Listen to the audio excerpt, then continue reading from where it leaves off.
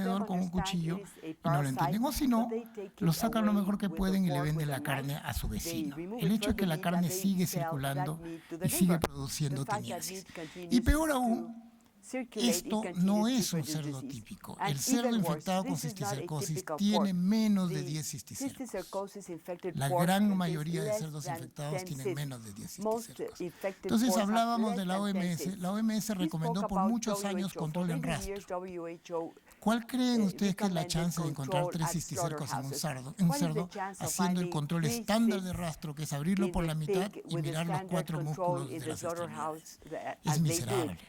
Realmente la chance de encontrar un cerdo con pocos parásitos son muy pobres. Acá ya están los parásitos bañaditos, posando para la foto. Cada parásito es una bolsa de membrana parasitaria con la cabeza de una tenia. O sea, es una tenia en sachet.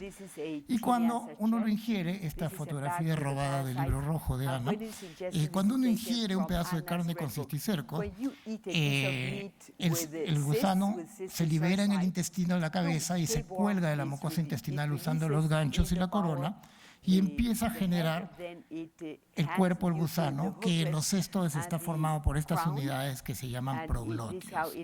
Aquí frenamos un poquito y nos ponemos a pensar que este es un gusano que en el 80-90% de los casos vive solo y que tiene un sistema nervioso rudimentario, tiene un sistema digestivo muy interesante porque absorbe los alimentos por la piel, lo cual es ideal para un gusano que vive en el intestino donde hay una preprocesamiento de los alimentos, y además que es una cosa tan larga, probablemente entre 2 y 4 metros, como de acá a la pantalla de allá, que un tubo digestivo no le sería eficiente. Entonces, absorber los alimentos por la piel es un sistema muy eficiente.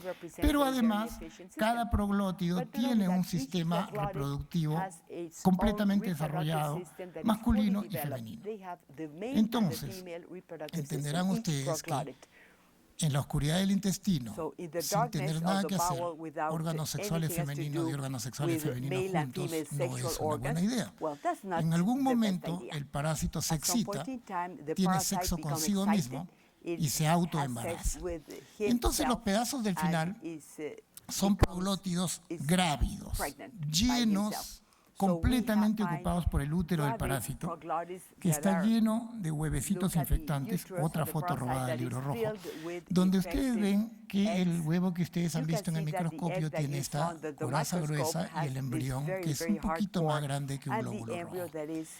¿Cuál es el detalle? En cada proglótido hay entre 30 y 60.000 huevecitos.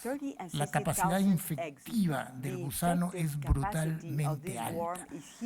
Entonces, hasta allí la parte biológica del bicho.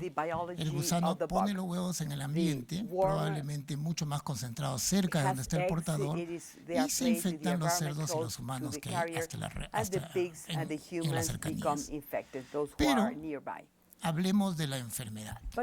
Y aquí me gustaría mencionar que la cisticercosis no la hemos inventado nosotros. O sea, hay referencias desde los griegos. Y hay una literatura muy detallada de la neurocisticercosis desde finales de 1800, sobre todo en Alemania y en Inglaterra. Entonces, en esa gente ya se sabía que había neurocisticercosis, ya se sabía que era una enfermedad que causaba epilepsia y hipertensión endocraniana. Pero en esa época no había medios diagnósticos. ¿Quién era neurocisticercoso? Al que le encontraban el cisticerco en una cirugía, al que le encontraban el cisticerco en el subcutáneo, probablemente tenía muchos, al que le encontraban el cisticerco en el ojo, o al que le encontraban el cisticerco en la necropsia.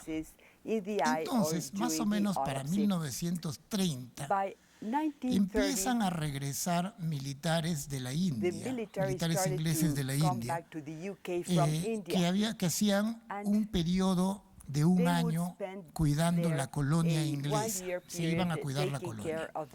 Entonces, yo soy epidemiólogo. Ese es un experimento ideal. Uno saca gente de un país donde no hay cisticercosis, los lleva a un país donde hay cisticercosis por un tiempo exacto y luego los regresa al país donde no hay cisticercosis. ¿Qué ocurrió? Los militares ingleses empezaron a tener crisis convulsivas y epilepsia. Y el ejército, la Armada de Inglaterra se dio cuenta de que hubo 80 casos, 100 casos, 200 casos y puso un grupo específico a investigar qué estaba pasando, por qué convulsionaban los militares. Y encontraron que era cisticercosis. Al final fueron 450 casos. Y esa literatura es impresionante porque sin tener tomografía, ellos rápidamente dieron por la idea de que era el cisticerco en el cerebro. Y una cosa más interesante, ya se sabe, ya se sabía para la época que si uno le da de comer al cerdo huevos de cisticerco, la larva desarrolla en 3 meses. Ellos se tomaron la molestia de ver cuándo habían convulsionado a esta gente y no habían convulsionado en los 3 primeros meses de regresar de India. Habían convulsionado la mayoría de ellos entre el 3er y el 5.º año de haber regresado de la India. Entonces ellos concluyen muy inteligentemente que no es la invasión del cerebro por el parásito lo que da el síntoma en muchos casos, sino algo que ocurre años después. Probablemente se esté muriendo un parásito. Eso fue una deducción brillante que después nos ha creado muchísimos problemas para entrar con el tratamiento farmacológico de la cisticercosis. Porque la gente dice, pero si el parásito se está muriendo, ¿para qué lo van a matar? Pero vamos a llegar a eso en un momento. Entonces, esto fue una ola de inspiración. Y luego, a partir de los 70, aparece la tomografía y se encuentra con que había mucha gente que tenía un examen médico normal y tenía por allí algunos cisticercos escondidos que salían en la tomografía y que no los hubiéramos visto nunca más. No salían en la radiografía, no había forma de encontrarlos.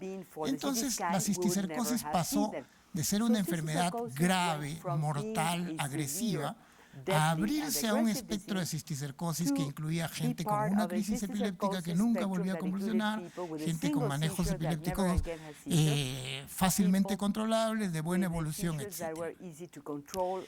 Entonces, lo que quería mencionar con esto es que una cosa es que hablemos de infección y otra cosa es que hablemos de enfermedad sintomática. Y aquí me voy a salir un poquito del tema para ponerlos en el contexto de cómo es que yo entro a la cisticercosis. Porque cuando yo termino mi carrera de medicina, más o menos para 1987, en esa época yo era un joven y atractivo médico que quería ser neurólogo.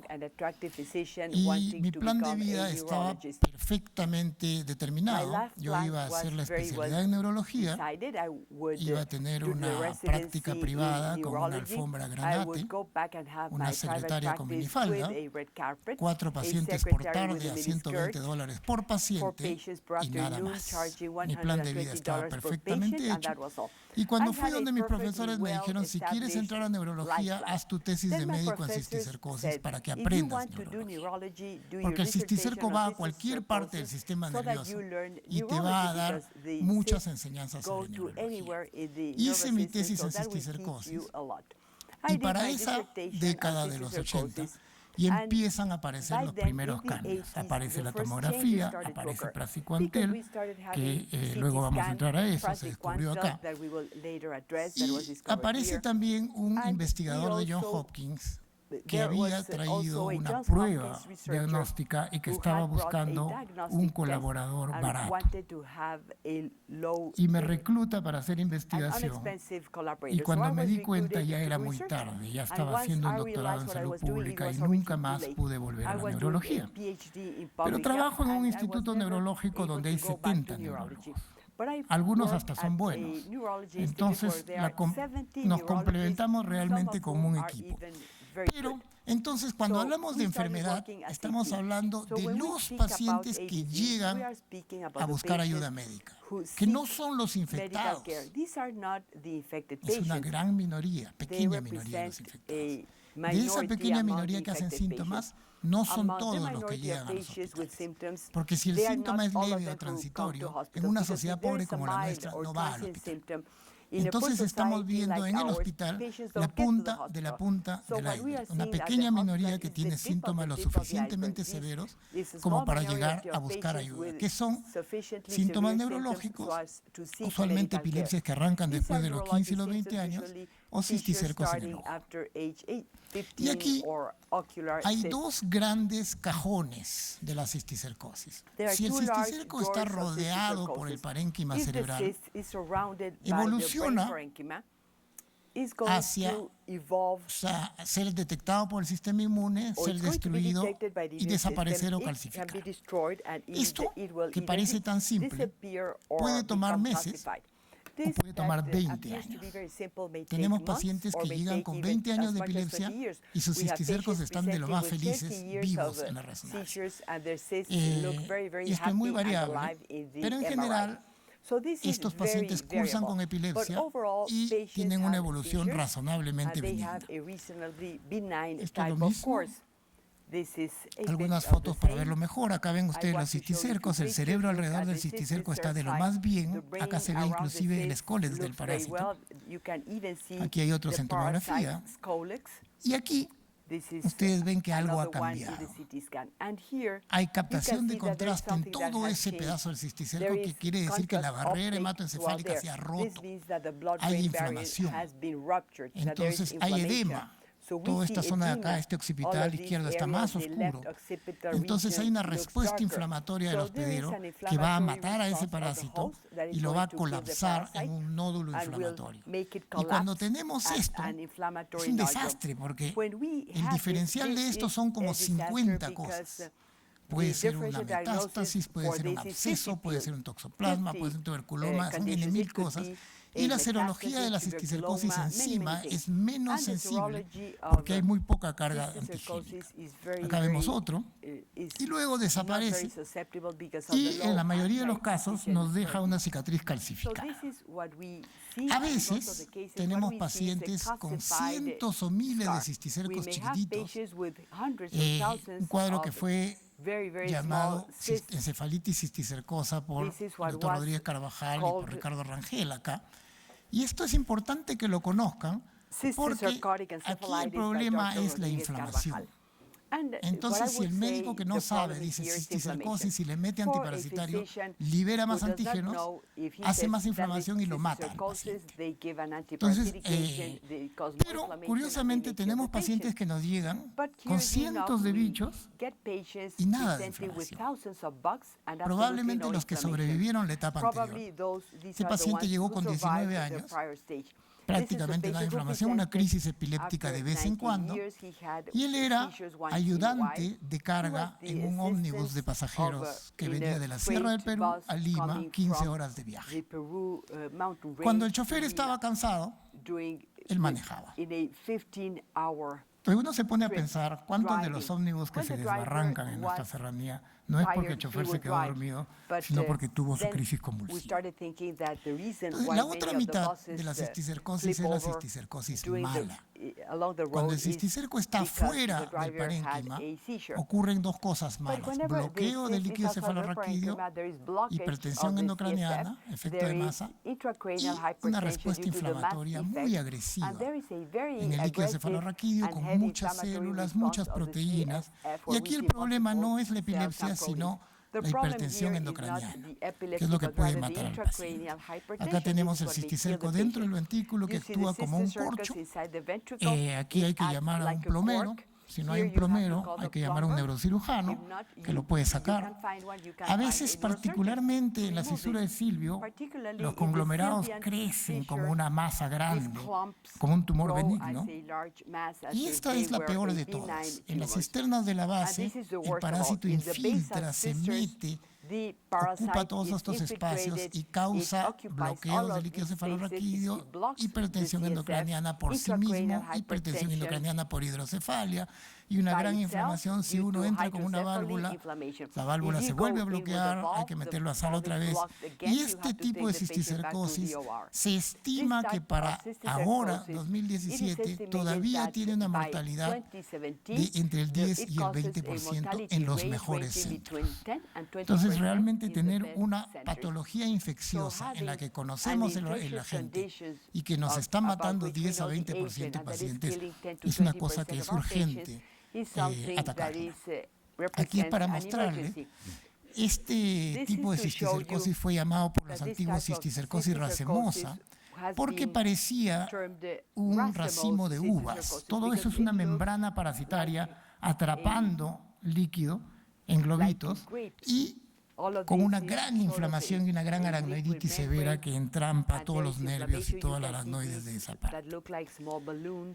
Entonces, en 4 o 5 minutos hemos visto 5, 8, 10 pacientes, cada uno con una cisticercosis diferente.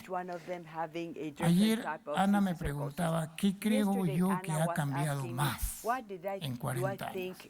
Y para mí el cambio crucial en la cisticercosis fue cuando en los 80 la gente empezó a decir, no hay un tipo de cisticercosis, hay muchas cisticercosis diferentes.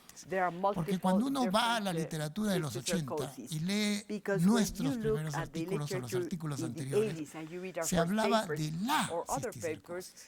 Entonces uno decía sensibilidad de la ELISA en cisticercosis.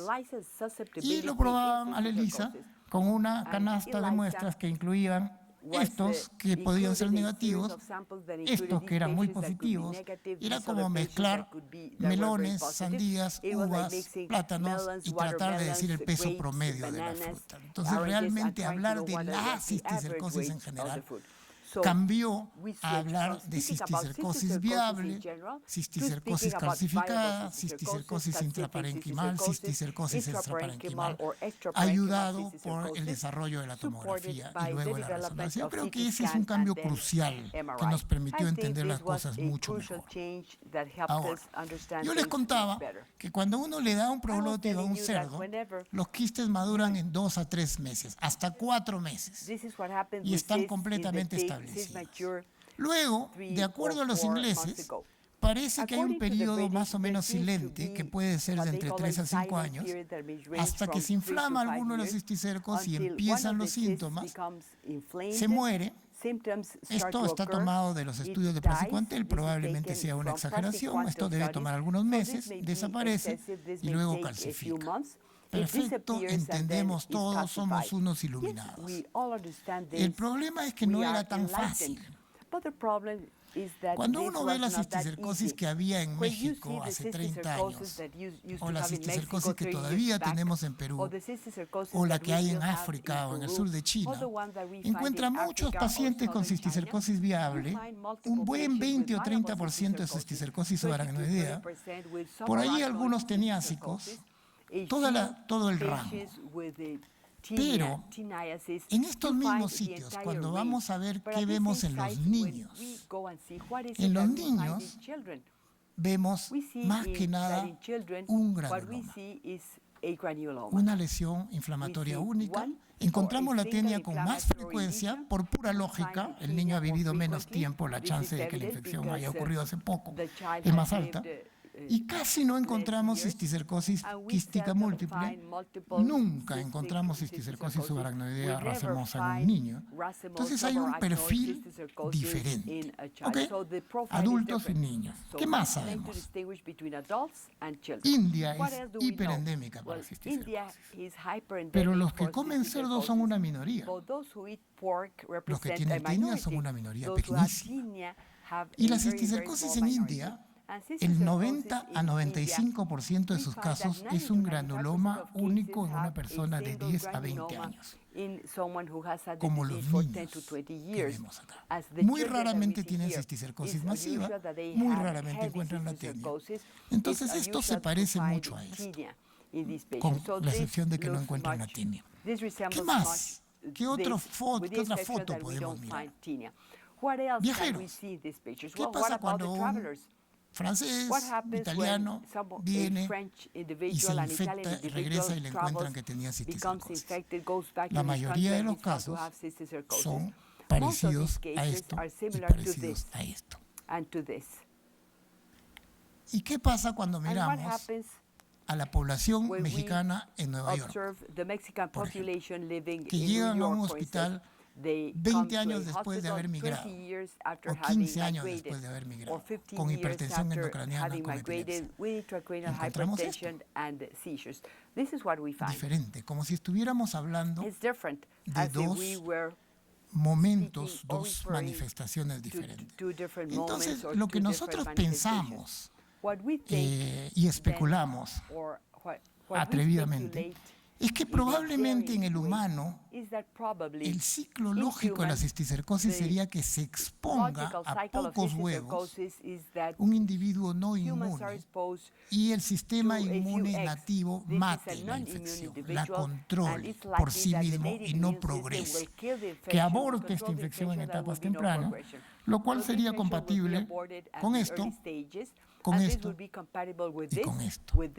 Y pensamos que lo que vemos en países donde hay demasiada carga parasitaria es este establecimiento, probablemente debido a cargas más altas, que se establece, probablemente o posiblemente es capaz de vencer una inmunidad parcial en un hospedero que ha estado expuesto y luego sobrevive activamente evadiendo el sistema inmune por un periodo de años.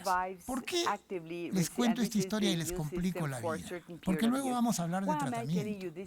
Y no es lo mismo hablar de tratamiento de esto que hablar de tratamiento de esto. Cuando la cisticercosis es masiva, quística, subaracnoidea, el tratamiento es diferente. Y esta es una foto muy linda de un cisticerco flotando en el vítreo de un paciente. Ustedes ven el parásito acá, esta es una larva viva. Y ustedes recordarán que Alemania fue altamente endémica para cisticercosis hasta después de la Primera Guerra Mundial. Cuando empezó su industrialización desapareció la cisticercosis. Pero hay una serie de tratados de cisticercosis en alemán. Y recuerden que Alemania tiene una gran óptica. Los microscopios, los oftalmoscopios que usamos hasta ahora son alemanes. Entonces hay lindos tratados de cisticercosis ocular en la Alemania de aquella época. El problema es que están escritos en alemán. Entonces, por ahí accedí a una traducción de uno al inglés y allí mencionan que esta es una larva viva y que al ser iluminada por la luz potente del oftalmoscopio, evagina, puede evaginar y sacar la cabeza como un fototropismo apuntando a la luz. O sea que en vez de que el oftalmólogo mire al parásito, el parásito mira al oftalmólogo. No he tenido esa suerte todavía. En el músculo, en cambio, lo encontramos por casualidad.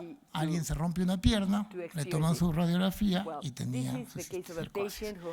Ahora, ¿cómo diagnosticamos la neurocisticercosis? Mi amigo Oscar del Bruto ha hecho una cartilla desde 1996 y esta la sigue mejorando y mejorando. Pero cuando uno trata de entrar al asunto práctico, uno se encuentra con que diagnostica cisticercosis por imagen o por serología. Yo les decía, yo no soy neurólogo. Yo volví de mi doctorado a enseñarles a los neurólogos que podíamos diagnosticar cisticercosis con una prueba muy buena que se llama Western blot. 20 años después, los neurólogos me han convencido de que tenemos que diagnosticar por imagen, porque no queremos saber si ese paciente tiene anticuerpos. Queremos saber si tiene parásitos en el cerebro, cuántos son, de qué tamaño son, dónde están, si necesitamos llamar a un neurocirujano, si vamos a tener problemas si le metemos antiparasitario.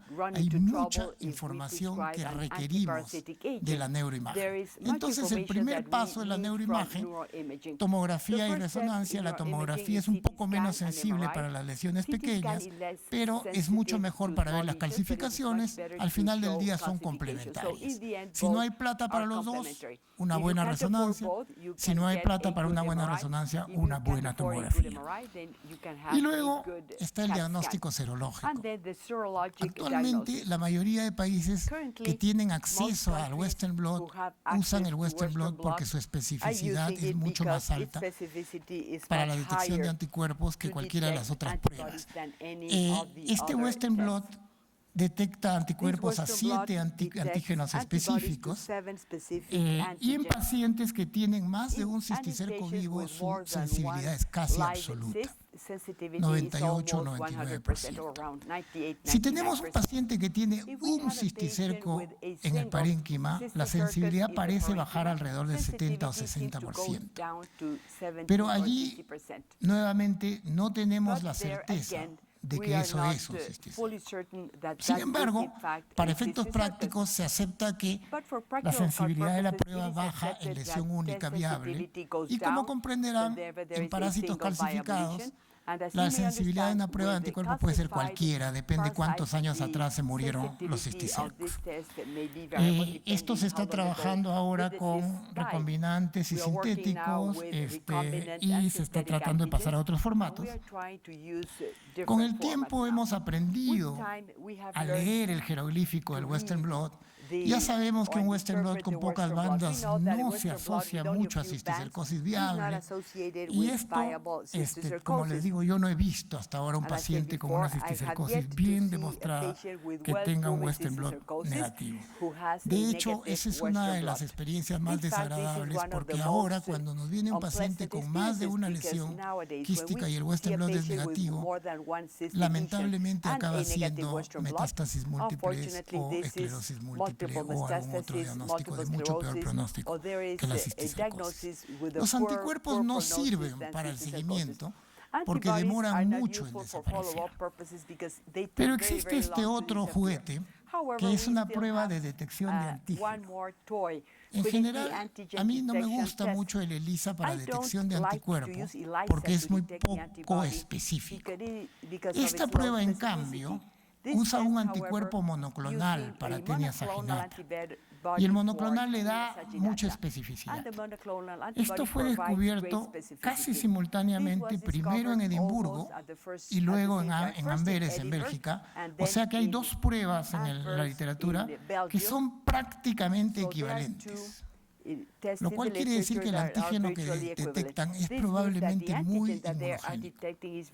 De hecho, yo les puedo contar que ahora nosotros ya tenemos nuestros propios monoclonales y todo parece indicar que detectan el mismo epitopo. Entonces, ¿cuál es la desventaja de esta prueba? Que como el antígeno es puro, es lo que bota el parásito, hay poco. La sensibilidad de la prueba es pobre. Un paciente con 1, 2, 3 cisticercos es frecuentemente negativo, a pesar de que los anticuerpos sean positivos. Sin embargo, esta prueba es espectacular para el seguimiento del paciente. Este paciente que ven ustedes con esta cisticercosis horrenda en la base del cerebro, lo seguimos y guardamos todos sus sueros. La raya negra es el área del parásito en la resonancia. La raya azul es el antígeno en sangre. Y ustedes ven que va más o menos en paralelo y desaparece más o menos al tiempo que el parásito desaparece de la resonancia. Entonces, esta prueba es una gran herramienta para el seguimiento de los pacientes. Entonces, como les decía, ahora estamos trabajando en ver si podemos mejorarle la sensibilidad con micropartículas o proceder a una prueba que use varios reactivos en Luminex. Yo creo que ya los estoy cansando. Por la parte de la Taenia vamos a pasar muy rápidamente. Es extremadamente importante acordarnos de que el que contagia es el teniásico y no el cisticercoso. Y donde quiera que busquemos contagio hay que buscar la Taenia. Pero el parasitológico de heces es muy malo, la sensibilidad es pésima. Y este grupo desarrolló una prueba de coproantígeno en heces en Salford hace 30 años, que es un ELISA en heces que es mucho más sensible para detectar la Taenia que la microscopía. Lamentablemente, la prueba solo está en grupos de investigación, no la tenemos para práctica clínica diaria. Ya casi para la parte final, la historia del tratamiento es extremadamente importante, sobre todo porque nos trae prácticamente este mismo escenario. Hasta 1978 no había una medicina para matar el cisticerco. Ninguna.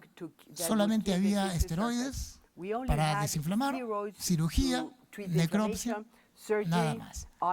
Para esa época, un veterinario de acá en México estaba trabajando con praziquantel para esquistosomiasis en el modelo porcino.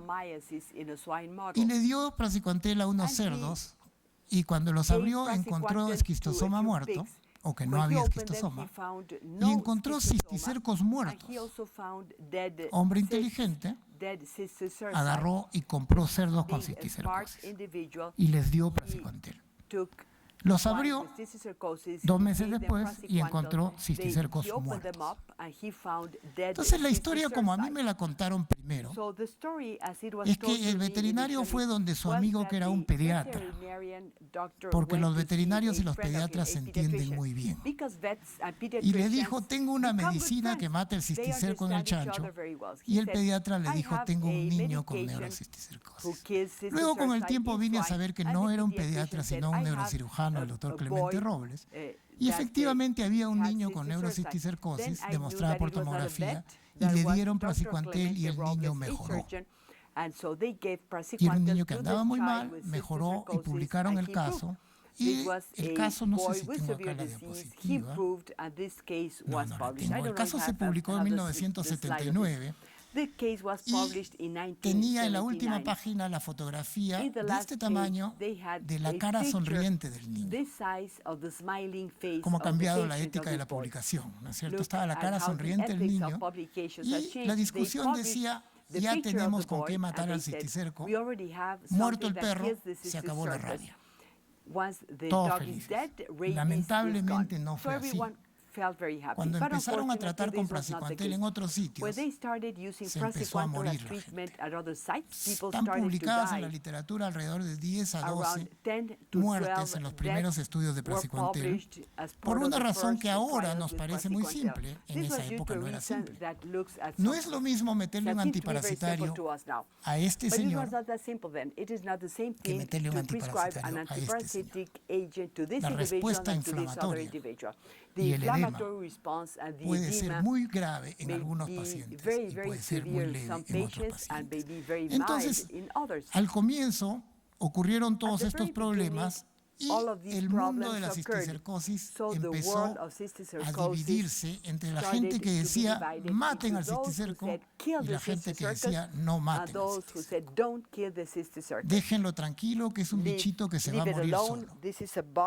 Entonces, para esa época más o menos, nosotros conseguimos algo de plata y llevamos a todo este grupo de gente experta a Lima. Ustedes ven acá la delegación mexicana. Y nos juntamos en un hotel fuera de Lima, lejos, para que no vengan al centro a tomar pisco o a comer ceviche. Y les pedimos que nos digan si había algo respecto al antiparasitario en lo que pudieran estar de acuerdo. No esperábamos un consenso, pero para nuestra sorpresa hubo muchos consensos. Básicamente la idea de que la respuesta inflamatoria se exacerba en la muerte del parásito y que esto es desencadenado más rápidamente por la respuesta al tratamiento antiparasitario, y que luego de que el cisticerco se muere debe haber menos problemas a futuro. Y aquí viene otra palabra clave que es sentido común cuando la vemos ahora, pero cuando la veíamos en 1980 no era sentido común. No se trata de maten al cisticerco, se trata maten al cisticerco y cuiden la inflamación. Esta es una paciente en la cual bajamos esteroides muy rápidamente y la paciente hace una respuesta de rebote inflamatoria horrible que afortunadamente responde muy rápidamente a la reinstalación de esteroides. Para esa época nosotros habíamos conseguido un proyecto para ver si matar el cisticerco era realmente beneficioso para el paciente. Entonces, hicimos el protocolo, dijimos vamos a comparar un grupo de pacientes en los que tengan cisticercos parenquimales y epilepsia en tratamiento antiepiléptico, le vamos a dar antiparasitario y esteroides, y a otro grupo le vamos a dar placebo. Y queremos saber dos cosas: si el parásito se va a morir solo, o sea, si se muere en el grupo no tratado, y si matar el parásito con el antiparasitario resulta en menos crisis epilépticas en el largo plazo. Mandamos el proyecto a varios comités de ética. Bueno, todos los comités de ética nos mandaron una carta rechazando. Bueno, muchas cartas rechazando. Entonces, cuando uno mira la carta del comité de ética, después de ver que dice rechazado, ya tiene que leerla. Entonces nos pusimos a leer las cartas de los comités de ética y la mitad de los comités nos habían rechazado porque usábamos albendazol y decían que no podíamos usar un antiparasitario no probado en una población humana. No hay suficiente evidencia de que el albendazol es seguro. La otra mitad de los comités nos habían rechazado el protocolo porque teníamos un grupo no tratado. Decían, tienen albendazol, eso mata a los cisticercos, no es ético tener un grupo no tratado. Entonces, cruzamos las cartas. Les enviamos las cartas de los de acá a los de allá, a los de allá, a los de acá. Y los comités entendieron que efectivamente estábamos en un momento en el que no teníamos claro cuál era mejor, lo cual se sobreentiende porque si no, no estuviéramos haciendo el estudio. Si ya supiéramos que uno es mejor, no haríamos el estudio. Entonces, hicimos el estudio. La respuesta a la primera pregunta fue muy evidente. En el grupo tratado, matamos 60% de los bichos. Solo 60, la literatura decía 85.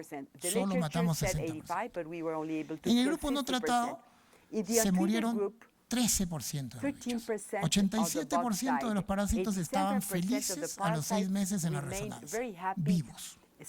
Entonces, la conclusión primera es: no esperen que el cisticerco se muera en el corto plazo por sí solo. Eso no es cierto. Y la segunda pregunta es: ¿quién tiene más convulsiones?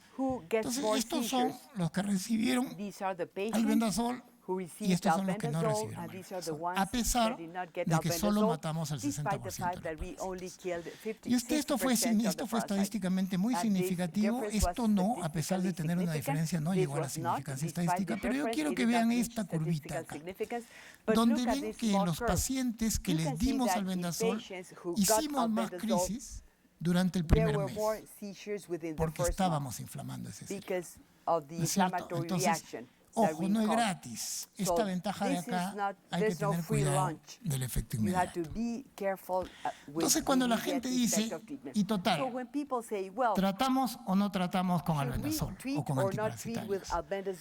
Nosotros pensamos que para la mayoría de los pacientes es beneficial tratarlos con antiparasitarios, pero que no es una receta única. Uno tiene que mirar qué paciente. Y una cosa que, vuelvo a decir, es sentido común del más simple cuando lo vemos en retrospectiva. Nunca es una emergencia entrar a matar un parásito, porque en el inmediato esperamos problemas. La ventaja la vamos a tener en el mediano y largo plazo. Entonces, si el paciente está descompensado, primero hay que compensarlo. Hay que arreglar la hipertensión endocraniana, hay que arreglar la epilepsia, de repente hay que hacer cirugía, controlar el dolor de cabeza y después recién decidir si se va a entrar a tratar con antiparasitarios. ¿Qué es lo que sigue en agenda? ¿Cuánto tiempo? Si podemos combinar drogas, etcétera. Esto ya lo hemos ido trabajando. Esto todavía no lo tenemos muy claro. Esto se publicó en el 2014. Si uno le mete al paciente 2 antiparasitarios diferentes al mismo tiempo, mata más parásitos sin aumentar los efectos colaterales. Entonces, si eso lo sumamos con este otro estudio, donde le dimos al paciente más esteroides durante el primer mes y hubo menos crisis convulsivas en los pacientes que recibieron más esteroides, más o menos vamos armando un régimen recomendado de doble antiparasitario con más esteroides. El problema fue que acá, como lo que queríamos era demostrar el efecto, nuestra intervención usó mucho esteroide, todo un mes con 8 miligramos, que no es algo que uno quisiera usar en la práctica clínica todos los días. Entonces, demostramos que funciona, ahora tenemos que ir bajándolo poco a poco. Otro tema interesante y un poco insospechado fue que los pacientes que tenían cisticercosis en la base, cuando se les buscó en la columna, encontramos cisticercos en el espacio subaracnoideo, sin síntomas, sin manifestaciones clínicas. Y uno se pone a pensar, en la época que yo empecé a trabajar en cisticercosis, era muy frecuente llegar a la sala de cisticercosis y ver a los pacientes postrados, cuadriplégicos, con atrofia óptica, ciegos, por unos hidrocéfalos crónicos que se habían compensado solos. Entonces uno se pone a pensar si eso realmente eran aracnoiditis cervicales o problemas de este tipo de cisticercosis que se dejaba progresar porque en esa época no había tratamiento antiparasitario. Y para acabarlo de completar, nosotros teníamos el paciente con el cisticerco calcificado, le dábamos una palmadita en el hombro y le decíamos, tenías un bicho en la cabeza, ya se murió, anda tranquilo. Y en el Perú, como país pobre, cuando un paciente con su bicho calcificado convulsionaba, no le hacíamos una resonancia, porque ya sabíamos que tenía un bicho muerto. Pero en Canadá, sí. Y los canadienses le empezaron a hacer resonancia a sus pocos pacientes con cisticercos calcificados y encontraron una zona de captación de contraste. Luego en Estados Unidos el doctor Nash hizo lo mismo y dijo, no solo capta contraste, sino que además tiene edema. Hay una gran inflamación en el paciente con cisticerco calcificado que ha convulsionado. Los canadienses decían, cuidado que está vivo. El doctor Nash dice, no, este está muerto. Pero hay algo ahí que causa inflamación. Entonces, ¿es la crisis epiléptica que rompe la barrera, libera albúmina y causa inflamación? ¿O es proteínas del parásito en la matriz de calcio que se exponen al sistema inmune, arman una reacción inflamatoria y eso lleva a la convulsión? No lo sabemos. ¿Cómo se trata? Tampoco lo sabemos. El neurólogo en la mayor parte de países del mundo ve esto y le da esteroides. No tenemos ninguna demostración de que el esteroide, además de bajar el edema más rápidamente, va a ser beneficioso en el largo plazo. De hecho, existe el riesgo teórico de que si interferimos con los mecanismos naturales, de repente vamos a poner un paciente más predispuesto a volverlo a hacer en el largo plazo. El hecho es que la mitad de los pacientes con cisticercos calcificados cuando convulsionan tienen edema. Y va a resultar que nos hemos estado peleando 20 años sobre si matamos o no matamos el parásito y había que estar más preocupados sobre qué hacer con el parásito muerto también. Entonces, hemos hablado de la biología, hemos hablado del diagnóstico, hemos hablado del tratamiento, hemos visto un montón de cerebros sexys con huecos en la cabeza y todas esas cosas que le gusta ver a la gente. Pero lo ideal sería que no tengamos pacientes. Lo ideal sería que no tengamos que hacer estos estudios. Entonces, lo ideal sería controlar la cisticercosis. En México se ha pasado de un estadio en el que había muchísima cisticercosis a un estadio en el que hay muy pocos casos de cisticercosis y probablemente la cisticercosis está muy lejana de las ciudades grandes en las zonas mucho más rurales. ¿Cómo? Con una ley, una norma técnica, con muchas campañas de control de antiparasitario, con desarrollo del país, con investigación, con muchas cosas al mismo tiempo. Los países más pobres todavía no están en ese estado y necesitamos un atajo que nos lleve a controlar la cisticercosis, porque si yo voy a esperar que el pueblito de Cuchuncuchun, que está a 200 kilómetros de Lima en la selva, tenga agua potable, desagüe, saneamiento y un control sanitario, no va a ocurrir. Entonces, más o menos para el 2003, nosotros escribimos a este señor y a su señora una carta de 16 páginas donde le decíamos que creemos que ya estamos en condiciones de demostrar que se puede interrumpir la transmisión. De hecho, el fraseo es bien cuidadoso. Habla de modelo, habla de tal vez, habla de quizás. Les mandamos la propuesta y ellos nos mandaron un cheque por $15,5 millones para hacer este proyecto en 7 años. Este proyecto tuvo 3 características únicas para la época. Fue el primer proyecto que la Fundación Gates le dio a un país en desarrollo. Hasta ese momento solo habían dado un proyecto en SIDA a la India, a un consorcio en India formado por ellos. Fue el primer proyecto que tenía un componente muy grande de investigación, porque a la Fundación Gates no le gusta la investigación, le gusta la aplicación. Y fue un proyecto de 7 años, no fue un proyecto de 3 años. Entonces nosotros nos encontramos con que teníamos $15 millones y 7 años para eliminar la transmisión de la cisticercosis en un área donde había 150,000 habitantes. Sí, lo primero que propusimos fue, ¿qué tal si le damos $100 a cada uno para que se vayan? Si se van por unos 5 años, desaparece la cisticercosis. Pero no tenía gracia. Entonces, en Tumbes hay muchísima epilepsia. Entonces, a mí me gusta mucho esta diapositiva porque tiene numeritos. 16 por 1000, 45 por 1000, 228 por 100,000. Y el público mira y dice, ¿y a mí qué me importa? Yo que sé es 16, yo que sé que es 45. Eso no significa nada para mí. Claro, eso significa que en Estados Unidos, en Europa, esto es 5. Esto es 10. Esto es 12 o 15. Esto es 20 o 30. Estamos hablando de 3 a 10 veces más crisis epilépticas o epilepsia en una zona endémica. No todo eso es por cisticercosis. Hay problemas de parto, hay accidentes, etc. Pero un buen 30% es por cisticercosis. Entonces utilizamos un montón de herramientas nuevas. El coplantígeno, una vacuna para cerdos, esta fue la vacuna, no la SP3 de acá, sino la Tesol 18 de Australia, que tiene el pequeño problema de que requiere 2 dosis. Y cuando uno va para la segunda dosis y le pregunta al cerdo si quiere venir, el cerdo dice que no. Y esta droga, que es el oxfenazol, que es una droga veterinaria, que mata todos los parásitos en el cerdo en una sola dosis. Los parásitos en la carne, algunos parásitos en el cerebro sobreviven. Y aquí ven ustedes un cerdo voluntario tomando oxfenazol completamente feliz, después de haber firmado un consentimiento informado que está doblado acá en el bolsillo del operador. Entonces, con todo eso, en la región de Tumbes, quitando la ciudad de Tumbes, hay 70,000 a 80,000 gente en 107 comunidades rurales.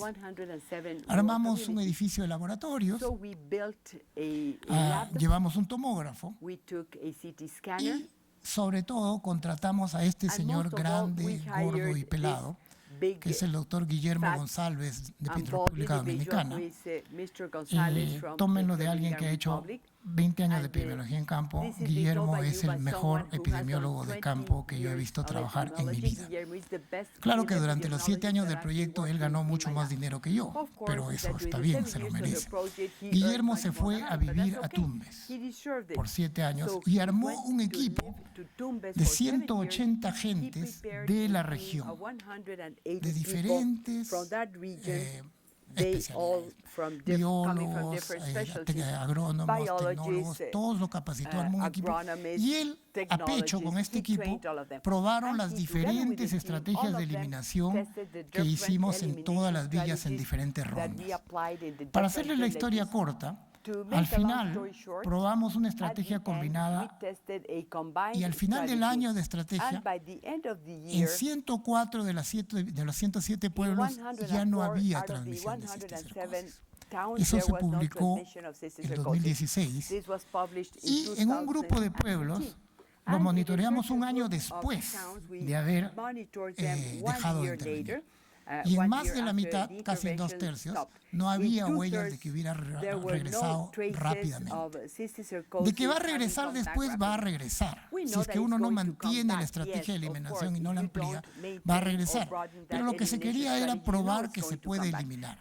Y esto nos trae ya otro tipo de argumentos, donde hay gente que dice, no, eliminar es un sueño utópico, debemos irnos a controlar. Y yo y algunos de mi grupo pensamos que el potencial biótico del parásito es tan fuerte que si no lo matamos o se muere solo, va a regresar y va a volver a establecerse.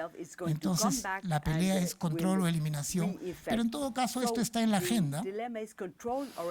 Y antes de hablar de la agenda, al comienzo les hablaba del grupo de trabajo de cisticercosis en Perú. Tenemos gente en el Instituto de Neurología, en Cayetano, en San Marcos, en Hopkins, en CDC y aquí en el sitio de Campo Tumbes. Esta diapositiva, yo le tengo que cambiar el orden de acuerdo a dónde la presento. Cuando la presento en San Marcos, tengo que poner San Marcos primero. Cuando la presento en Hopkins, tengo que poner Hopkins primero, etc. Pero, ¿cuál es la gracia del grupo aparte de tener tanta gente trabajando? A estas alturas ya tenemos 25 gentes haciendo doctorados en el extranjero. ¿Por qué? Porque la diferencia de México, la capacidad de adquirir capacidades en un doctorado en Lima no es la misma. Entonces, luego de fallar con los dos primeros que se nos quedaron en Estados Unidos, los siguientes 20 ya han regresado. A golpes, pero han regresado.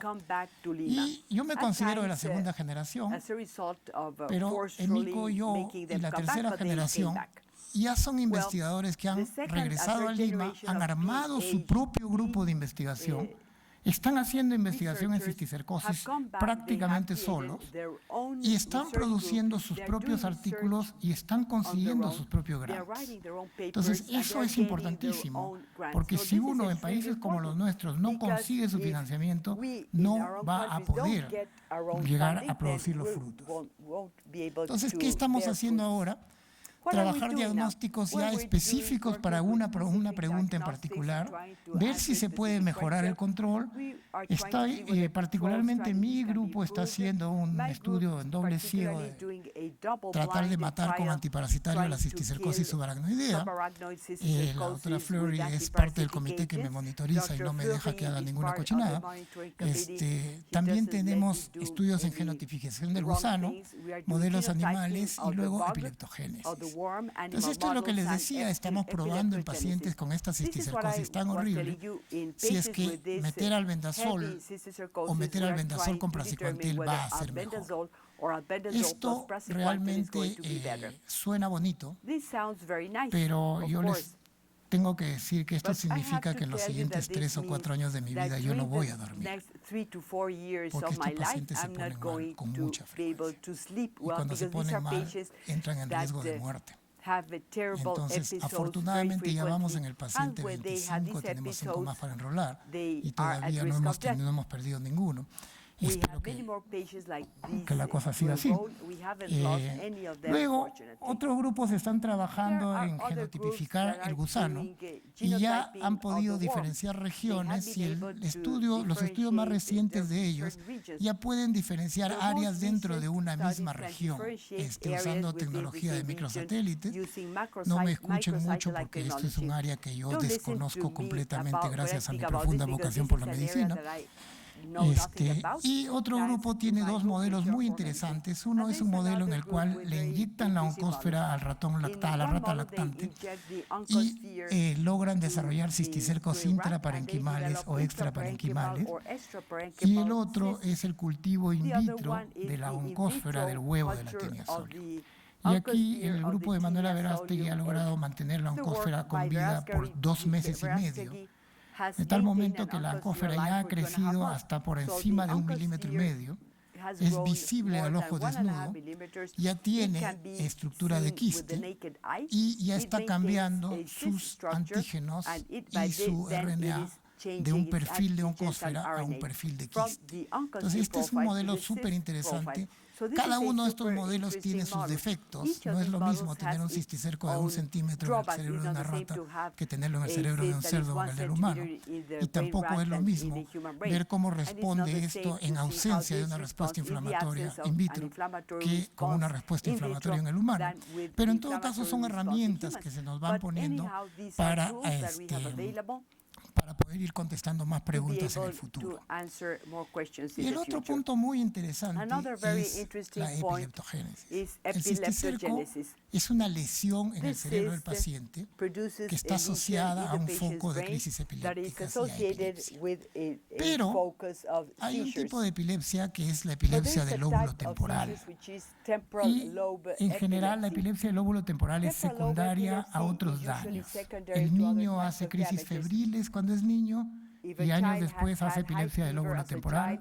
Alguien tiene un accidente y luego hace epilepsia del lóbulo temporal. Todo parece indicar que la corteza temporal es susceptible a daños a distancia.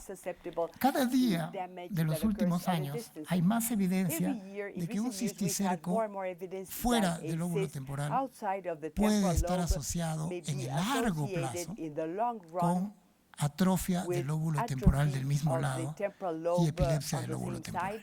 ¿Por qué es esto importante?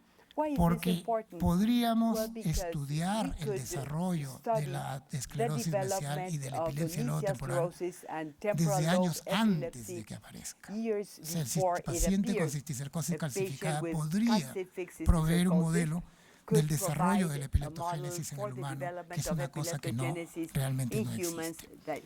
Y bueno, ya para terminar, no solamente es producir data y tratar de contestar preguntas, también se desarrolla infraestructura. Hemos puesto una unidad para estudios en animales medianos, en cerdos y carneros para diatidosis, con bioseguridad 2, y estamos a punto de inaugurar un centro de estudios clínicos en la universidad.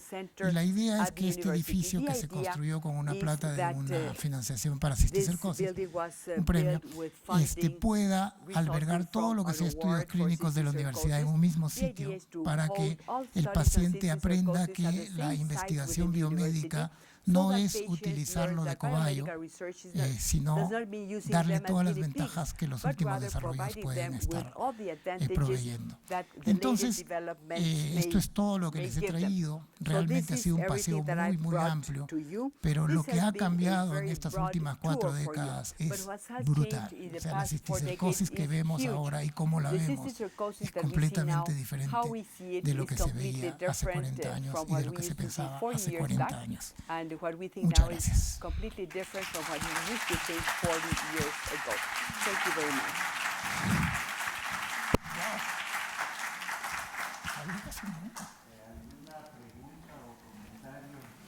Any questions or comments?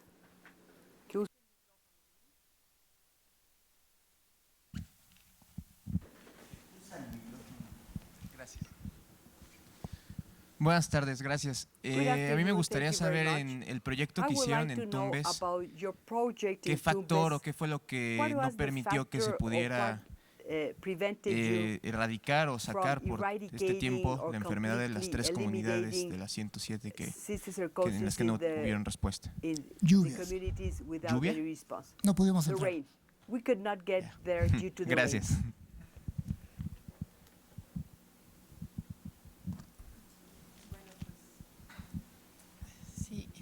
Bueno, pues muchas gracias por tu exposición. Thank you very much for this presentation. Y pues con tantos aspectos que ustedes han desarrollado y creo que es un ejemplo el hecho de que hayan abordado todos estos estudios en forma grupal.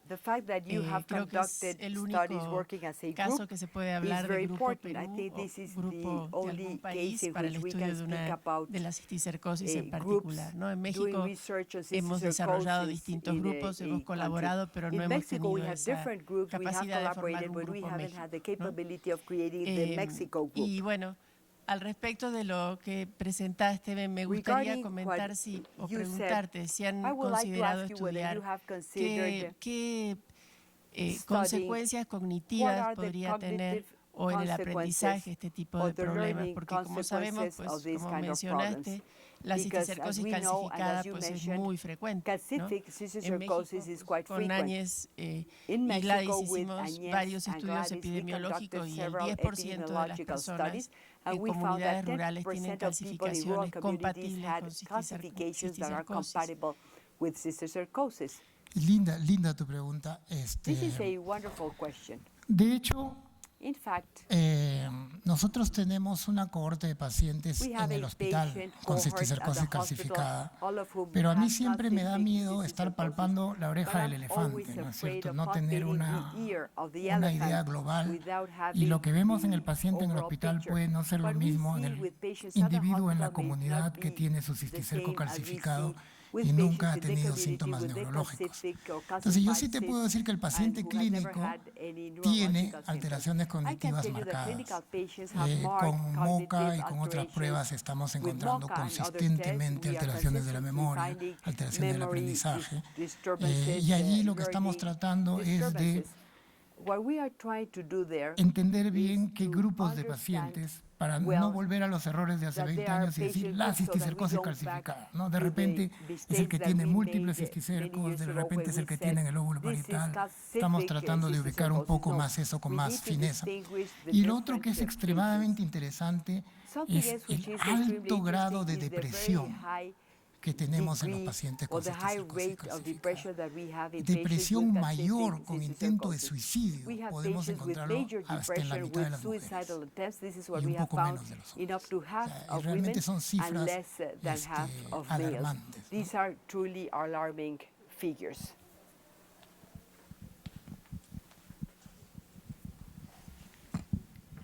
El artículo que citas ahí de que un cisticerco calcificado causa daño a distancia en el hipocampo o algo así dijiste. ¿Se sabe por qué? ¿A qué se debe? Hay dos hipótesis mayores. No se sabe, la respuesta es no, pero las hipótesis son dos.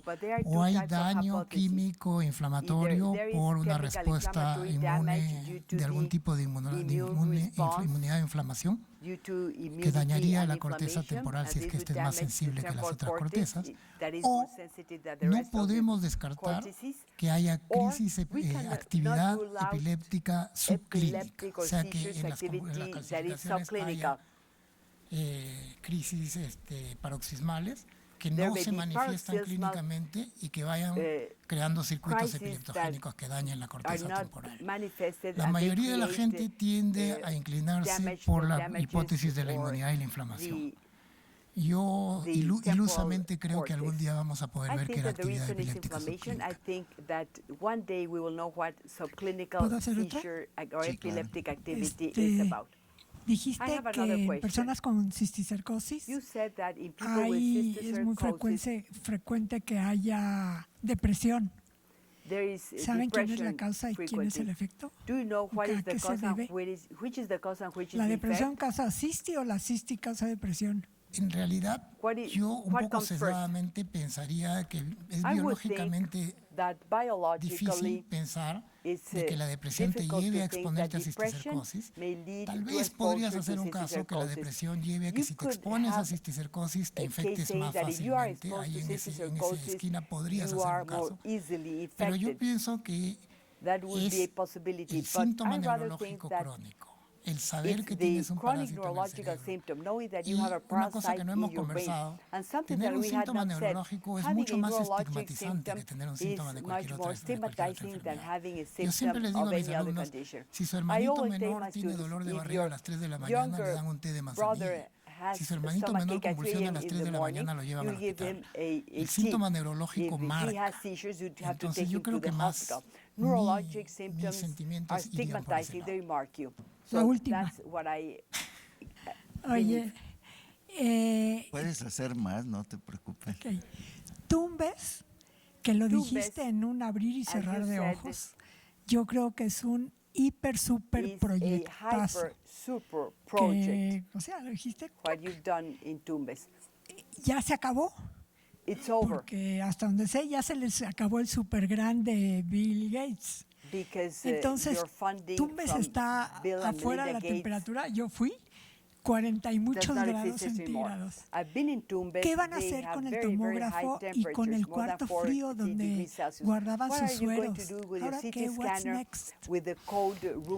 El cuarto frío, que dice Ana, es un cuarto frío donde están los sueros y hay otro cuarto frío construido expresamente para guardar 60,000 muestras de heces que se tomaron durante el escalamiento.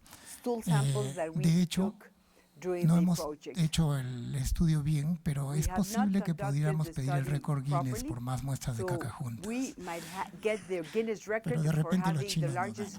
Tumbes se ha dejado con el grupo de Tumbes, Luz María, Ricardo, Percy, y se les ha pedido que ellos formen su personalidad y se desarrollen como un centro de investigación. Hay varios estudios trabajándose en Tumbes, ya no son tan grandes como el Gates. Hay un doctor O'Neill de Oregon que tiene un par de estudios sobre control en anillos. Jaime Miranda tiene estudios sobre hipertensión y sal en comunidades rurales. Nosotros estamos buscando otros grants para ayudar, pero la idea es que ellos busquen su autosostenibilidad y se conviertan en una rama propia, con su vida propia. Oye, ¿nos puedes decir un poco del proyecto de comportamiento que están haciendo en Tumbes? ¿Te acuerdas que me dijiste que no hacen educación para la salud, sino están estudiando el comportamiento humano relacionado con cisticercosis, supongo?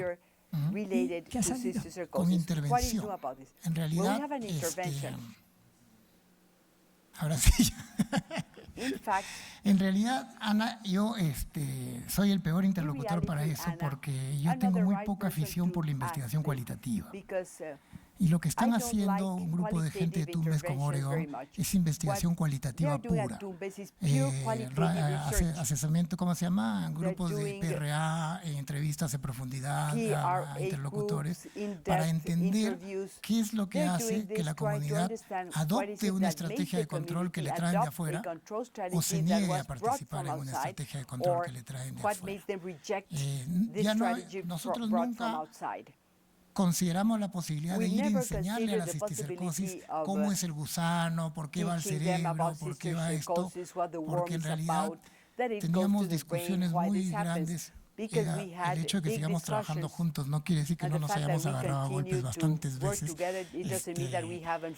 Tenemos discusiones muy fuertes y el punto de vista prevalente fue ¿qué favor le haces al poblador de Tumbes en enseñarle que hay un gusano que puede ir a su cerebro pero que de repente no le causa síntomas si podrías utilizar mejor ese tiempo en enseñarle a lavarse las manos?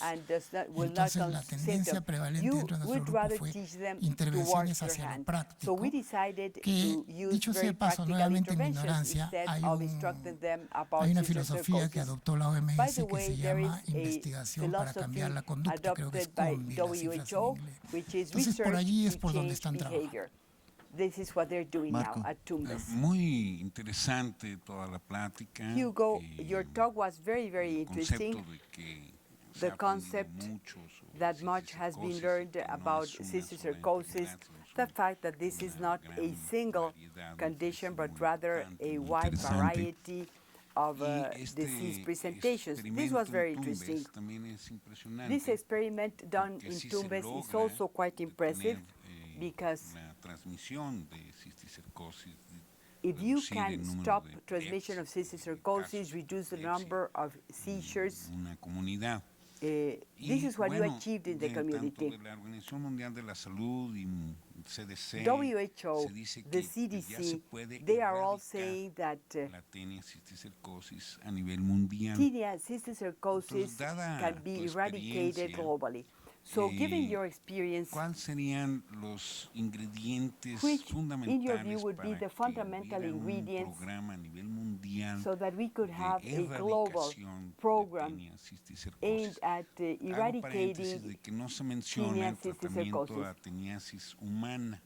We're not mentioning here the treatment for human teniasis, which would also be effective for control and eventual eradication of tinea. The fact that I treat a patient with neurocysticercosis does not affect transmission. So we need to treat the pig, we need to treat the human with tinniasis, and I think that the vaccination strategy and chemotherapy with albendazole, this would be very good strategies. This regardless of the education and other factors. We need to consider that this is not an epidemic, it is an endemic. So we need to break the epidemiologic codes that are there, and this is something that is very challenging. The idea of eliminating a species living in the planet that is harming us is something that ecologists might not like. They would protest because we are eliminating a species. But I would like to know your opinion about this. What are your overall recommendations? Do you think it's possible to globally eradicate tinniasis? We would like to do this in Mexico. Yo creo que I want sí to know what you think. O sea, yo creo que se puede. Lo que nosotros hicimos fue solamente probar de que era posible en un escenario reducido. Lo que usted dijo y que es evidente, creo yo, cuando alguien trata de modelar la cisticercosis, es que la variable más fuerte es el teniásico. Nosotros tratamos toda la población con niclosamida 3 veces, cada 4 meses. Toda la población con una tasa de colaboración del 85%. Guillermo hizo un trabajo espectacular con esa población. La cobertura del 85% para que alguien tome una medicina es una cosa brutalmente alta. La niclosamida no tiene efectos colaterales, nos fue muy bien con eso. Y además, ahí viene lo de la colección de muestras de heces. Como no teníamos mucha certeza de la eficacia de la niclosamida, recolectamos la muestra de heces post-tratamiento luego de la primera ronda de niclosamida, al día siguiente. Y 2 semanas después nos fuimos a buscar a los teniásicos. Y 1/3 de ellos no se había curado. Entonces ahí le agarramos la tenia con un martillo y se la matamos. Entonces, recién allí es donde yo creo que se asegura el efecto en la variable más fuerte que es el teniásico. Entonces, si usted mira la literatura de los 3-4 últimos años, Marshall et al. Piensa que él puede ir a una comunidad, desparasitar cerdos y vacunar, y como está cerrando el reservorio porcino, eventualmente se van a morir las tenias y ya no va a haber cisticercosis. Nosotros creemos que no. La erradicabilidad de la cisticercosis la escribieron Peter Schanz con Elsa y 2 personas más que no recuerdo quiénes eran, Ana, tú me ayudas. Creo que era Pavlovsky y alguien más. Se publicó no, Lito era niño. Se publicó en 1993 un artículo que decía la teniasis cisticercosis es erradicable. Gemel creo que estaba, tal vez. No. Bueno, el hecho es que eso está escrito por varias razones. Ahora, nosotros como grupo siempre hemos sostenido que hay que meterle golpe al teniásico y al cerdo, a los dos al mismo tiempo. People with the tinea and pigs. ¿Alguna otra intervención, Nelly? A ver, 3 preguntas y luego denme chance de también hacer una pregunta y terminamos, ¿no? Gracias. Doctor, nosotros tenemos la experiencia que algo que no ha podido cambiar. Usted decía, le explicamos a la gente, perdemos o invertimos nuestro tiempo explicándole el ciclo, lo que puede pasar. Lo que a nosotros nos ha pasado mucho en campo es cambiar los usos y costumbres. En un primer trabajo que se hizo en Guerrero con la doctora Aline, Ana Itzazarti, tesis de maestría de una alumna, Nicola Kelbach, llegó el doctor Pavlovsky y nos pidió que le diéramos tratamiento a toda la comunidad. Desafortunadamente, dar el tratamiento a toda la comunidad lo único que hizo fue incrementar el número de cerdos cisticercosos, porque no decíamos que esa materia fecal tenía que ser cubierta con cal o con otras cosas. Y en otras comunidades en donde tenemos cisticercosis, teniasis, en el sureste del país, la gente nos ha dicho, esto lo llevo haciendo mucho tiempo y no me muero. O sea, si es algo que no me mata, no lo voy a cambiar. Y seguimos con los usos y costumbres. Entonces, yo creo que a todo esto hay que meterle mucho la parte de tratar de ver si se pueden modificar estos usos y costumbres. En el proyecto que la doctora Lin, la doctora Ciuto y Julio Morales Soto hicieron para el control de teniasis, control y erradicación de teniasis y cisticercosis, se avanzó mucho. Vacuna, educación y tratamiento. Tratamiento para humano y tratamiento para cerdo, pero sobre todo con la parte de la vacunación. Gracias. Su intervención es súper interesante porque en el trabajo que ustedes hicieron y que se publicó con Nicole Kelbach como primer autor, es el único trabajo de alrededor de 12 o 15 trabajos de desparasitación masiva que reporta más cisticercosis en los cerdos luego de la intervención. La mayoría de los otros trabajos, de hecho todos, reportan menos cisticercosis en los cerdos luego de una desparasitación masiva de los humanos. Entonces, probablemente faltó algo de comunicación sobre cómo manejar las secretas, o un aviso, no las dejen al aire, o no las dejen al alcance de los cerdos. Pero esa es una experiencia que no se ha repetido en otros trabajos. En cuanto al cambio de los usos y costumbres, uno solamente tiene una capacidad limitada de invertir su tiempo. Entonces, dependiendo del espíritu del grupo, va a ir por un lado o va a ir por otro. Nosotros somos muy biomédicos para hacerle honra al instituto. Y entonces nosotros preferimos las intervenciones biológicas y farmacológicas. Pero sí, a mí me gustaría mencionar acá que la entidad parasitaria que está a punto de erradicarse y que ha desencadenado la protesta de los ecólogos es el gusano de Guinea, Dracunculiasis. Dracunculus es un gusano que en África vive en el peritoneo posterior, migra por el subcutáneo hasta acá o hasta el tobillo, y cuando encuentra agua, bota los huevecitos en el agua rompiendo la piel y deja toda una trayectoria muy grande, es un gusano grande. Ese gusano va a ser erradicado con una estrategia espectacular. Un pedazo de trapo para que filtren el agua. Nada más. Un trapo comunalmente adoptado para que filtren su agua. Yo siempre digo, a mí me encantaría tener el equivalente al pedazo de trapo para la cisticercosis, pero no lo tenemos. Tenemos las otras cosas, vamos trabajando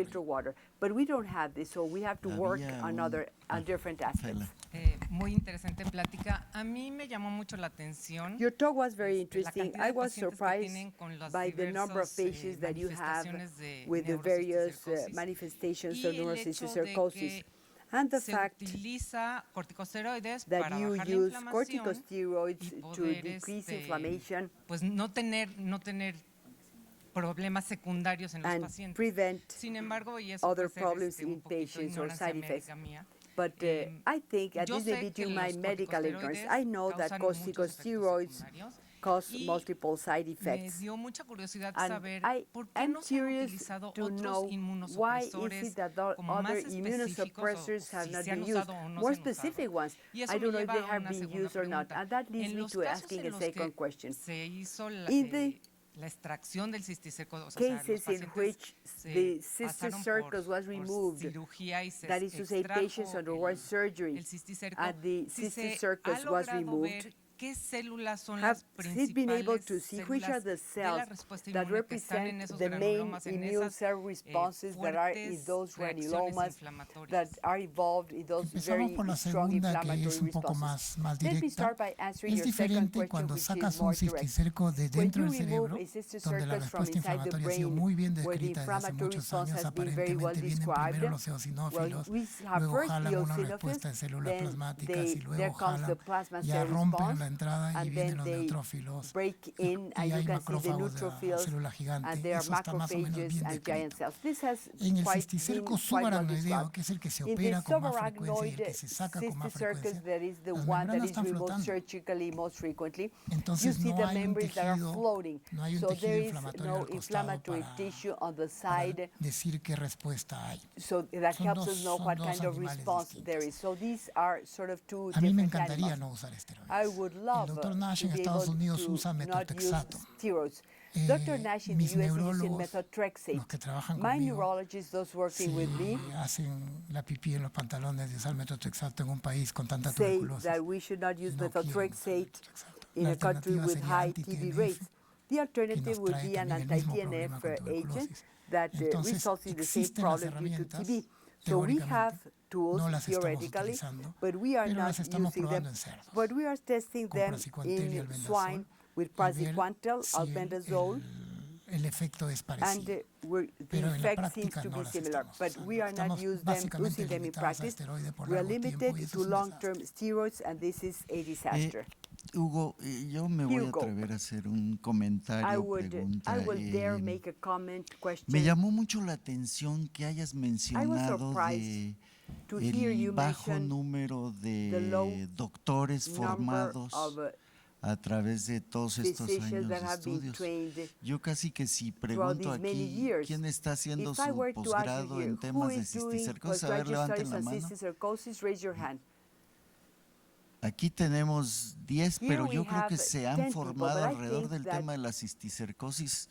En México, 60, 80, ¿cuántos podríamos? Ana Larralde, Eda, a lo mejor, y relacionado con el tema que platicábamos ayer, o sea, ¿en qué plano podemos colaborar? A lo mejor por ahí hay un plano en donde podemos colaborar en esta idea de intercambiar estudiantes. Yo no sé si sepas, pero nuestro sistema de posgrado en México y sobre todo en la UNAM admite estudiantes de cualquier parte del mundo y se otorgan las becas a un estudiante de otro país al igual, con el mismo monto que a un estudiante mexicano. De hecho, el país latinoamericano que mejor ha aprovechado esto es Colombia. Entonces, digamos, aquí hay un nicho en donde compartimos intereses y a lo mejor es una oportunidad de colaboración si ustedes están pensando en formar gente. Me encanta la idea. Yo creo que te has quedado muy corto. O sea, Ana, yo pensaría que acá debe haber entre 100 y 200 doctores que han sacado su doctorado en cisticercosis en este país, probablemente más. Mínimo 100. Sí, yo creo que nosotros debemos haber llegado a unos 50 o 60 doctorados. Estos 25 son los que lo hicieron en Johns Hopkins, en Australia, o en España, o en Inglaterra. Son los que salieron y volvieron. Aparte tenemos un grupo que ha hecho el doctorado en Perú. Pero a mí me encantaría mucho establecer un flujo de candidatos de los que hacen la maestría con nosotros en cisticercosis para que vengan a hacer un doctorado en cisticercosis. Intercambiar postdocs también contamos con ese tipo de apoyo. Magnífico. Si no hay más comentarios, hay una niña. ¿Dónde está la niña?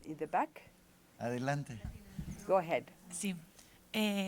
Quería preguntar, ya que hemos tocado el tema de que es muy difícil como erradicar costumbres of eradicating the customs, practices, and habits of the population, particularly in developing countries.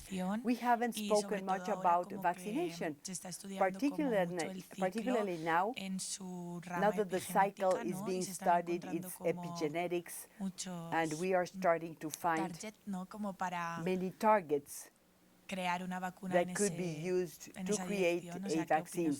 What do you think about this? Why aren't there more resources devoted or allocated to this? En vacunas hay dos vacunas que están descritas en la literatura muy bien. La vacuna del grupo de la doctora Shuto y la vacuna del grupo del doctor Marshall et al. En Australia. Entonces sí existen las vacunas. Yo creo que más bien el corazón de tu pregunta va hacia otro lado. O sea, hay una cosa que se llama las enfermedades zoonóticas desatendidas. La OMS tiene una lista de enfermedades zoonóticas olvidadas. Y en esa lista, hasta el 2011, ni siquiera estaba la cisticercosis. O sea, era olvidada de las olvidadas. A partir del 2011, de tanto que los hemos fastidiado, ya metieron a la cisticercosis. Estamos en la lista de las olvidadas. Eso significa que no hay plata para trabajar, básicamente. Y nada. Muy bien, entonces vamos a dar por concluida esta cátedra. Miguel Alemán, le agradezco al doctor García su compartir con nosotros todas sus experiencias y a todos ustedes su asistencia. Buenas tardes.